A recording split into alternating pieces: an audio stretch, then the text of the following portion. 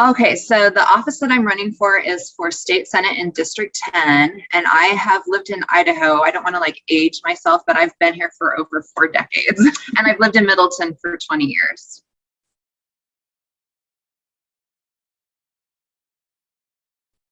So my reason for running for office is because I've been in the legislature for 4 years now, and I have continued to see where the Senate is a stumbling block for good legislation. The House is not perfect, but we do pass some really good legislation. And unfortunately, when it gets over to the Senate, it hits a wall or it ends up in a drawer.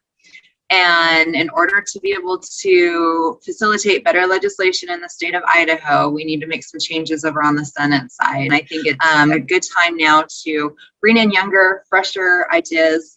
I have children in school. Most of the people in the Senate do not have children in school, so they don't understand the dynamics that are happening in the education system that way. So, and I think that we need to be putting in some more transparency over on the Senate side and find a way that the House and the Senate can work better together.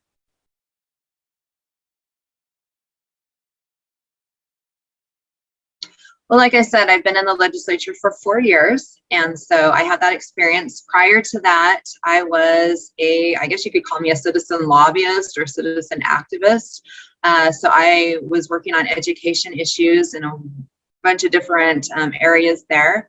And so I was able to participate in the legislative process by going down and speaking in front of committees, by helping to read and write bills, by lobbying as a citizen, and then working with local and national organizations on a wide array of issues. So I'm pretty well versed in the legislative process and in how government functions, and so I bring that experience into the last 4 years that I've been in the legislature, and hope to continue to do that as well. So I have a lot of experience in that regard.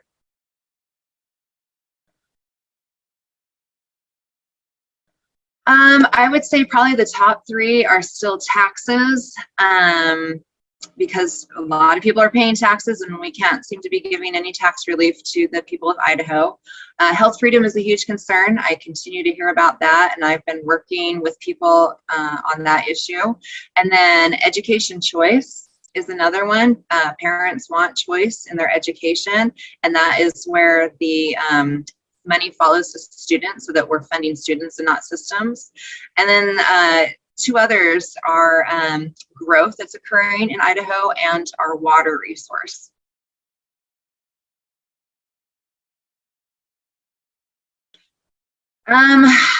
I would work on changing the reduction in spending. We are giving a ton of money to agencies. Again, so when that money goes to the agencies, it is not going back to the taxpayers. So that's one area that I would utilize and change. I want to rein in the agencies. I think they've been given too much control over what happens in the state of Idaho. They seem to have taken on more of a legislative role, which is supposed to be constitutionally given to the legislative body, not to state agencies and unelected bureaucrats. And then I would like to increase government accountability in all sectors in regards to spending and resources and what they're doing. We're paying them to be doing a job, and so if they're not accountable for that, then we don't know that what we're giving them and what we're spending on them is worth what we're doing. I think we need to reduce it still, but I think accountability would help facilitate that reduction.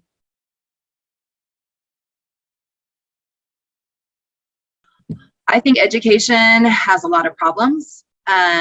We have seen over the last couple of years with children being doing school at home, mask mandates, sex ed, critical race theory, social emotional learning, all creeping in. So we have a lot of issues going on. When we have the National School Board Association wanting to label parents as domestic terrorists because they are questioning what's happening in their schools, or they're standing up and speaking out at their school board meetings, we have a problem. When we have teachers unions that are wanting to defund the police, that are wanting to support critical race theory and social emotional learning in the education system, when they're wanting to promote sex ed, even to kindergartners, we have a problem. I think that's why school choice is critical, and it creates competition in education, and it gives parents to say on how their children are going to be educated and where they want their tax dollars to go. So I think education needs to have some really microscopic looks upon it right now, and it needs to be reined in as well.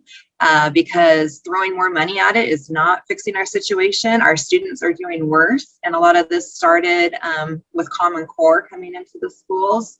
So I think it's high time that we kind of revamp our education system, and again, give real students choice. We need to get back to basics in education and start funding the students instead of funding the systems.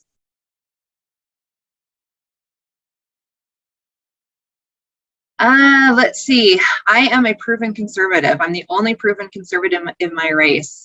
My voting record speaks for itself. I'm very transparent, and I am a boots on the ground kind of person. So I am down there with the people all the time. I work with my constituents to help them be part of the governmental process, because the government is supposed to be a government by and for the people. And if the people are not part of that process, then we have a problem. I base everything first and solely on the Constitution, on our state constitution and the federal constitution in regards to how I vote. And so I think that that's a critical piece that we need to bring back into play, because not all legislators, I believe, utilize the Constitution in regards to how they vote. I would say that I know Idaho. I have lived here longer than my opponent. And so I understand the dynamics that Idaho has. And I think that's an important piece, especially with what we have transpiring right now with all the growth and our resources and what's happening in education. I have a lot of experience helping with different organizations. And so that's given me a nice, well-rounded view of things that are transpiring in our state and things that are probably going to be coming down the pipeline to our state, because Idaho is not in a bubble, so it's not protected from all the other stuff that's happening in other states. And again, I am working there for the people. I have children, and I want to be able to leave them a good red conservative state to live in, and so it's critical now that we do the things that are needed to be able to facilitate that.